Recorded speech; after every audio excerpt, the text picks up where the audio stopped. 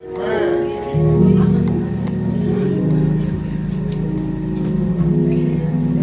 our Father, we thank you again for being so wonderful. You are wonderful, you're mighty, you're all powerful, you're all knowing, you're all everything that we need. I pray now, God, that you will bless me for the next few moments, that I may send a word to your people. Someone's life may be changed, someone's direction may be reversed. Satan, I bind every work of you now. In the name of Jesus, I bind every demon that comes in this place. In the name of Jesus, God, take over this place. Breathe on us, God. Breathe on us, God. Send your anointing in this house. I bind every work of the enemy. Every work that shows up unannounced, I bind it in the name of Jesus. I bind all works of the devil. Devil, get out now. In the name of Jesus. And may the words of my mouth, the meditation of my heart be acceptable in thy sight, O Lord, my strength and my Redeemer. All of God's people shouted, amen. Amen. Amen. You may be seated in the presence of the Lord. I do want to thank God for all of our guests, Brother Ivory and Sister Monique and Sister Sherry and Brother Gerald, is that Gerald? And all of the guests this morning. God is so good to us. Thank you for choosing us to visit this morning. Many places you could have went, but thank God that you stopped by to visit us. And so we're just church folk, praise God. We just love the Lord. And because he first loved us, we don't count it a privilege to be able to be here. We give it to grace. Grace has allowed us to be here. So we thank God this morning. I want to make this announcement before you get out of here. We do want to, at the end of service, we want to, today is an official day for the Church of God in Christ across the country to take up funds for the Hurricane Harvey people who are in that storm. And so some of us gave last Sunday. If you did not give this Sunday, please make it a point to give something this Sunday so we can make our report this evening to the state jurisdictional bishop to report from First Church down in McKinney, heading toward Houston. We do have some supplies in the back that we are going to get to Saintsville today. So thank God for you for helping people less fortunate than us. And we want to do a tangible job after I'm finished to make sure we put our report in for the hurricane victims. Amen? Amen. Okay, for the next few minutes, I want to talk to us from Mark, the 10th chapter. If you have the Bibles, let's go to Mark 10. Not Mark Hawkins, but the Gospel of Mark. Yes. Oftentimes our name matches the books in the Bible, but doesn't have the same authority. Is that all right? And so I just wanted to make that note, praise God. Mark's a good man, he's a good person, but Jesus didn't give him the words to write in the book. All right. I had Bible years ago that said Saint Mark and Saint John and Saint Matthew. They took Saint out. Now it's just Mark, John, and Luke. Yeah. I don't know. I know God didn't change. That's the danger of giving man knowledge. But God said don't add and don't take away from his word. And James and John, the sons of Zebedee, came unto him, saying, Master, we would that thou shouldest do for us whatsoever we shall desire. And he said unto them, What would ye that I should do for you? They said unto him, Grant unto us that we may sit one on thy right hand and the other on thy left hand in thy glory. But Jesus said unto them, Ye know not what ye ask. Can ye drink of the cup that I drink of, and be baptized with the baptism that I am baptized with? And they said unto him, We can. And Jesus said unto them, You shall indeed drink of the cup that I drink of, and with the baptism that I am baptized withal shall ye be baptized. But to sit on my right hand and on my left hand is not mine to give, but it shall be given to them from whom it is prepared. And when the 10 heard it, they began to be much displeased with James and John. But Jesus called them to him and said unto them, Ye know that they which are accounted to rule over the Gentiles exercise lordship over them, and their great ones exercise authority upon them. But so shall it not be among you, but whosoever will be great among you shall be your minister. And whosoever of you will be the chiefest shall be the servant of all. For even the Son of Man came not to be ministered unto, but to minister and to give his life a ransom for many. You may be seated. Thank you, Urshula. That's enough. I forget. I'm glad I remember to have you sit down. Sent to serve. That's what I want to talk about. Jesus was sent to serve. All power, he had it. All knowledge, he had it, but he didn't come to show out or to impress you. He came to serve you. I know in this church we stand for bishops, we stand for superintendents, we stand for pastors, and all of that's good, but Jesus came to stand for us. Did y'all hear that? He came to stand for us. He said, I come to those that are lost. I'm looking for lost people. Well, people don't go to the hospital. They don't go to get healed when they're already healed. Sick people go to the hospital. Jesus came to save sin sick people from their sins. Service is the ultimate reason Jesus came. It gets the heart of the gospel. It is the pattern for all who follow Christ. We are sent to serve. We people are sent to serve. I think I'm looking now at the church, and I see a church that's after a position. A positional church. Everybody wants to be something in church. Nobody just wants to be a servant. Everybody wants to be something. They got some names in church that they give us: bishop, superintendent, pastor, district missionary. Everybody got a title. And then it's a card church. See this card? This denotes that I'm a pastor because it's red. You get a black card if you're just an elder. You get a purple card if you're a superintendent. You get every auxiliary in the church has to identify itself with a card.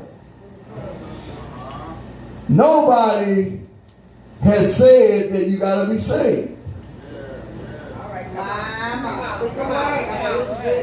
You got to understand, to get a position, you need to be in position. All right. To make the position work. See, your title don't come from what they tell you. It comes from the work you do in the position. My mother-in-law, gone home to be with the Lord, told me years ago, she said, you already a pastor. I never could understand why she would say that. And she would tell me that all the time. And she said, you know what? You pastor this house. I said, whoa, what you mean? She said, you provide, you take care of everybody in it. Even me. I came to live with you, but you take care of me. You already doing the work of a pastor. This was 10 years before I got selected for a church. She said, you already doing the work. Just keep doing what you're doing. And God's got a blessing for you. All right now. We were sent to serve, even laying down our life if God ordains it, just as he ordained it for his son. You must consider the cost of being a servant. 32nd through 34th verse says, and they were in the way going up to Jerusalem, and Jesus went before them, and they were amazed as they followed, they were afraid, and he took again the 12 and began to tell them what things should happen unto him. Saying, behold, we go up to Jerusalem, and the Son of Man shall be delivered unto the chief priests and unto the scribes, and they shall condemn him to death, and shall deliver him to the Gentiles, and they shall mock him, and shall scourge him, and shall spit upon him, and shall kill him, and the third day he shall rise again. You got to consider the cost of serving Christ. It's not a show out thing or impressive thing. I wish I could get more pats on the back for what I do, but oftentimes I don't get a pat on the back. But I shouldn't look for it because I'm just a servant. Ain't no man getting pats on the back for paying bills. Ain't no man getting pats on the back for paying the car note, paying the insurance. That's what you're supposed to do. But we looking for something to encourage us to keep doing what we're supposed to do. Oh my! Servants work behind the scene. You see me at the jurisdictional meetings. You don't hear them call my name. You don't hear them congratulate or thank me because it's a thankless job to serve. People expect you to pull out the chair. I'm going to go there. I go to the restaurants. My wife comes in and I pull out the chair. She gets to the door. I open the door. Shiver ain't there. Let me just throw that in there. I go to the car. I open the door. People say, you still doing that?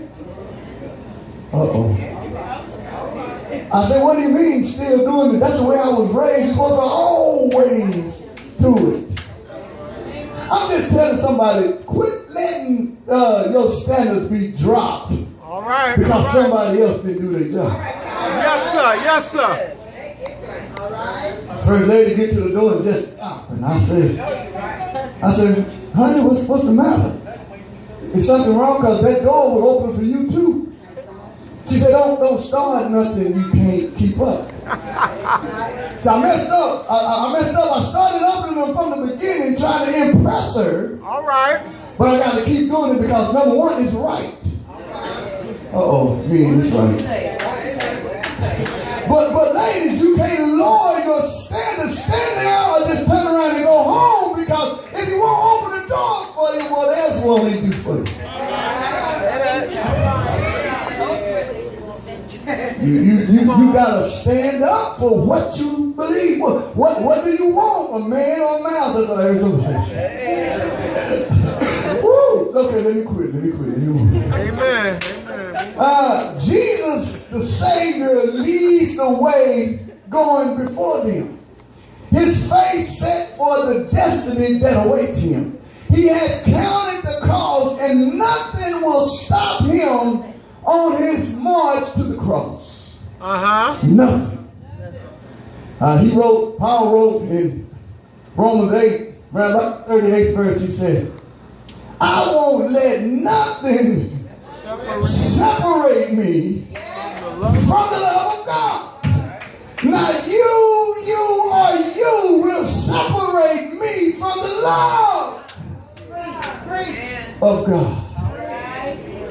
Number one, he died that I might have the right to the tree of life. And then he got up early on the third day. He hung and bled and died when I didn't deserve it. I won't let nothing or nobody separate me from the love of God. I won't let money. I won't let the job. I won't let the wife, the children, the car. I won't let nothing separate me. Good word. From the love of God. I'm sold out. I gave up everything. If I have to give up my life for the sake of Christ, I'll give up my life. Because if I lose it for his sake, I'm going to gain it anyhow. So somebody shout anyhow. Anyhow. Woo, it ain't nothing I can do wrong when I'm serving God. Well, the road of service invites misunderstanding. I told my wife, I said, you know, when you're leading people, sometimes it's hard for them to understand why you do what you do. I said, it's a bad misunderstanding. They don't understand. I'm not doing it for them. I'm doing it for Christ. For God I live, and for God I die. Joe said, I'm going to wait till my change comes.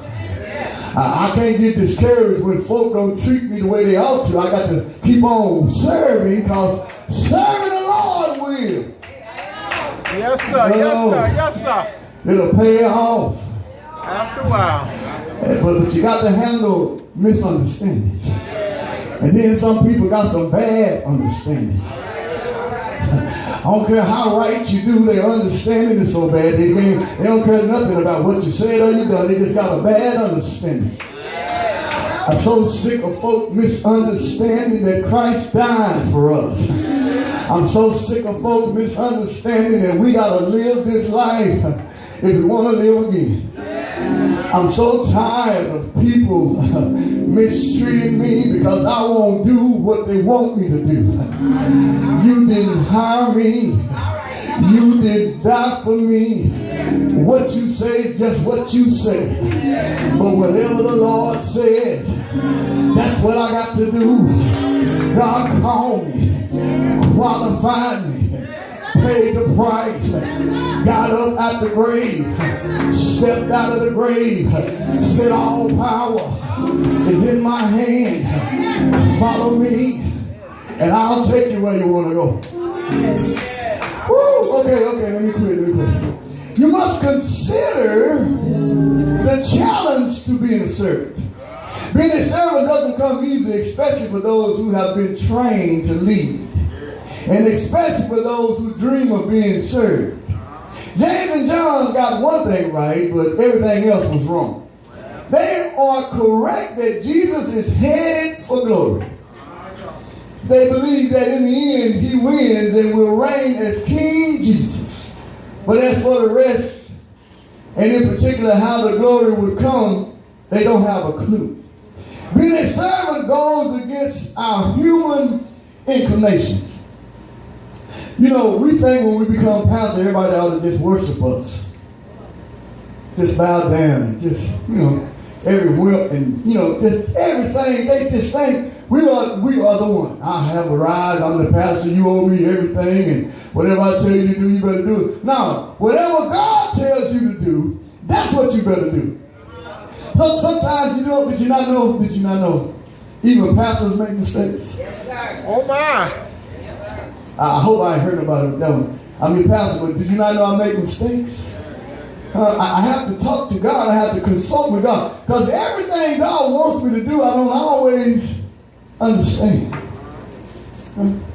I say, Lord, why would I keep going to these people and they stiff-necked? They don't want to work with me. They don't want to work with you because I'm working for you. You giving me instructions. I'm just telling them what you said. He said, that's why you come to me. instead of going to them. See, when I give you something to do, I'm going to make it work. I don't really need them.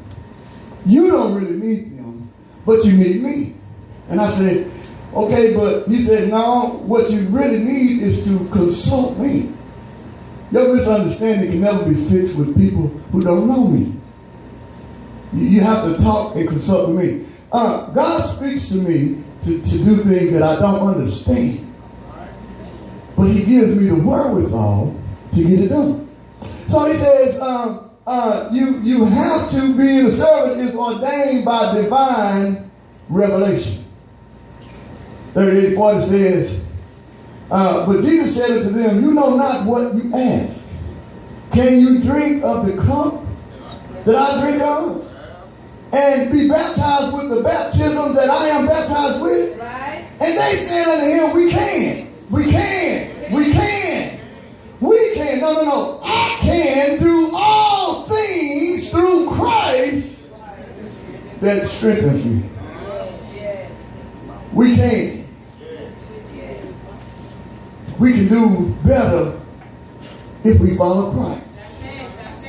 We can make it up the rough side of the mountain if we follow Christ. Yes, sir. Yes, sir. We can get this process finished if we trust in the Lord. We can, but then every now and then you got to make this thing personal. And I can do all things, but I can't do it by myself. I can't do it with my own knowledge. It says, trust in the Lord and do good, but lean not to your own understanding.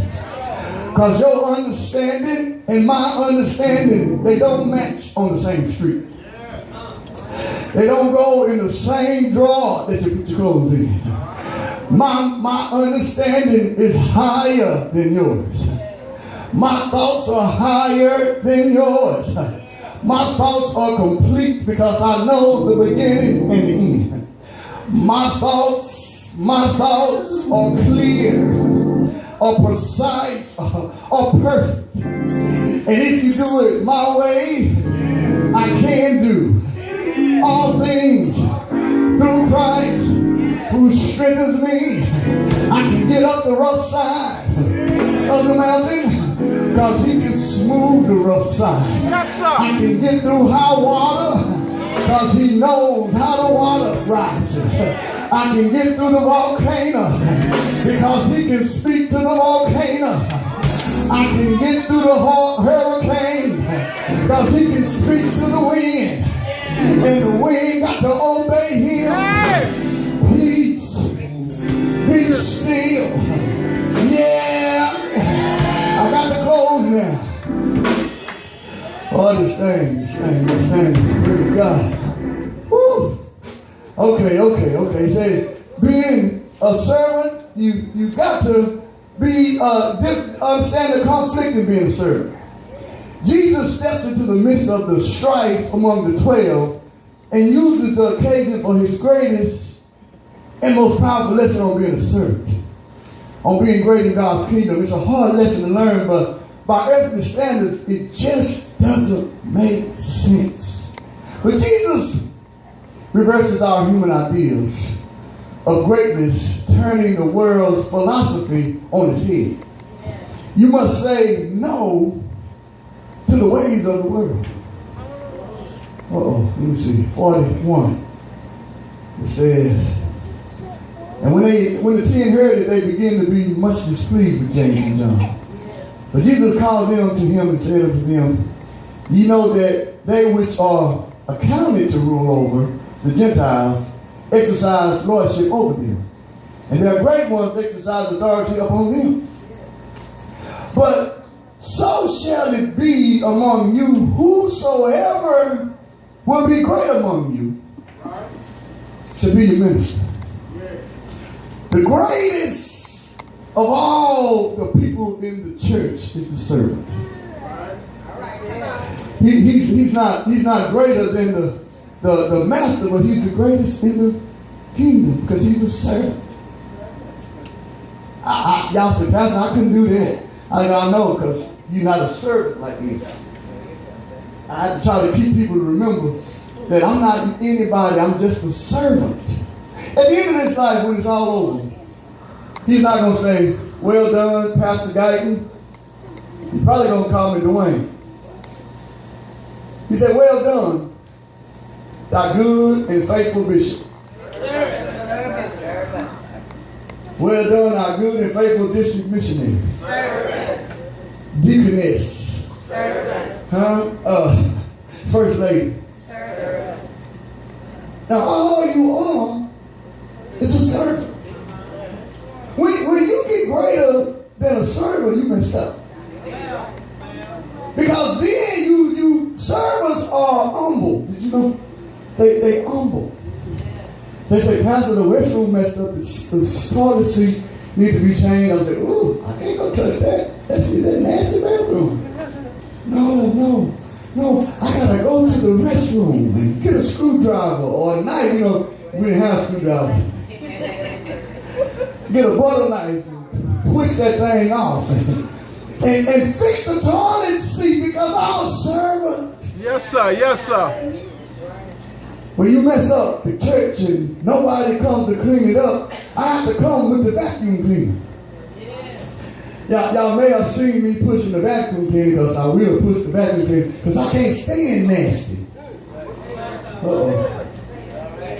This is God's house. It should not be nasty. It should be clean like yo. Watch out, Doc. Watch out, Doc. I don't know. It should be in order every time you come in. Things ought to be in place. Servants make sure things are in place. I've been down a few times with a lawnmower to cut the grass. They say, Pastor, you ain't got no business out there cutting the grass. I say, oh, yes, I do. Because I'm a servant.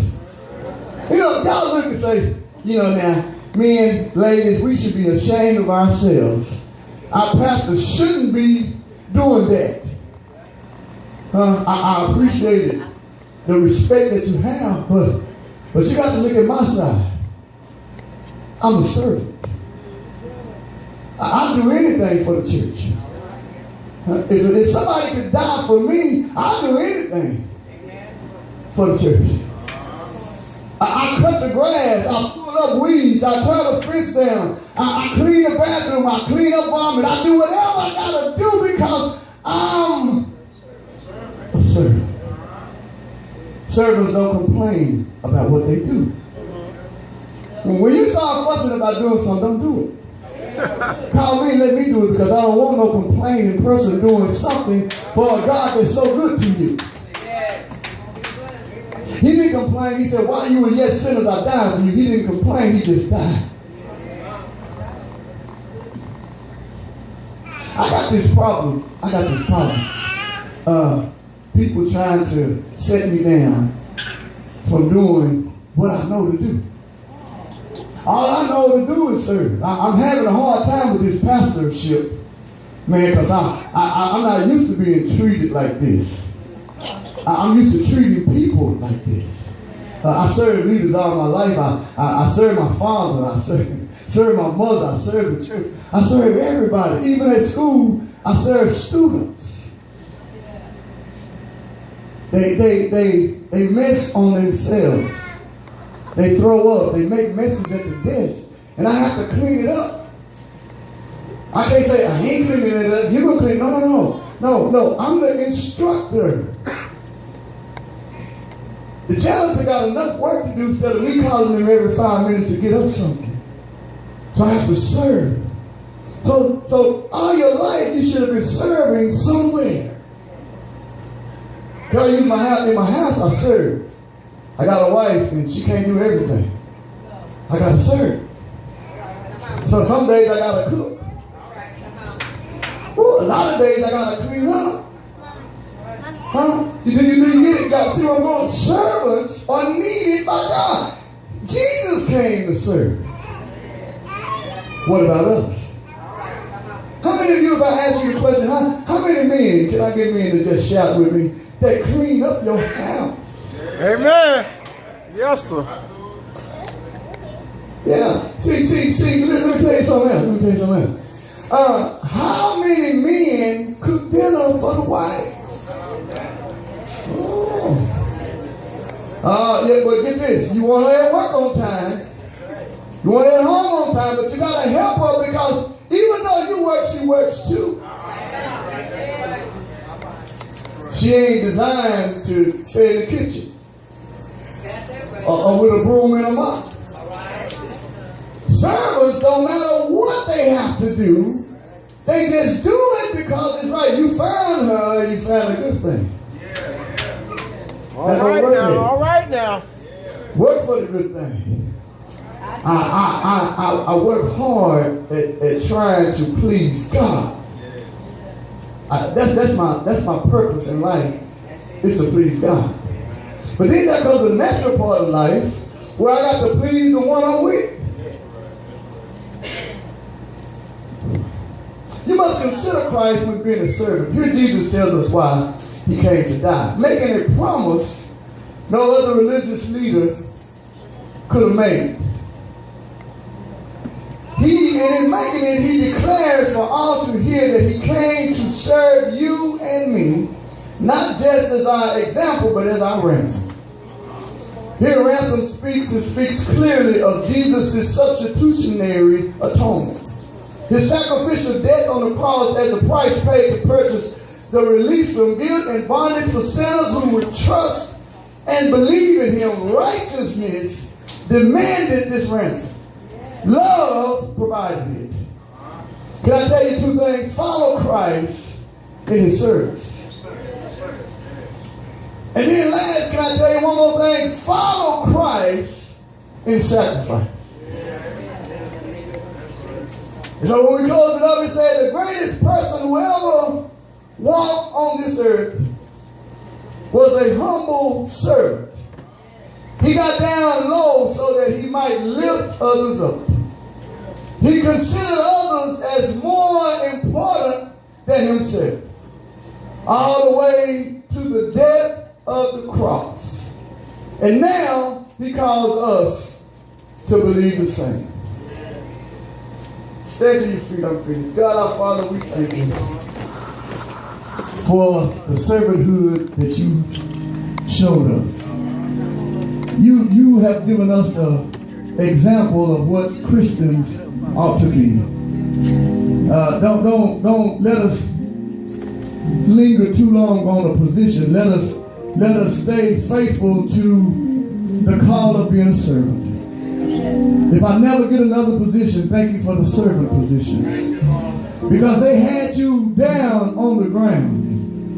You said if I be lifted above all men, I draw them to Christ. Draw somebody this morning to Christ.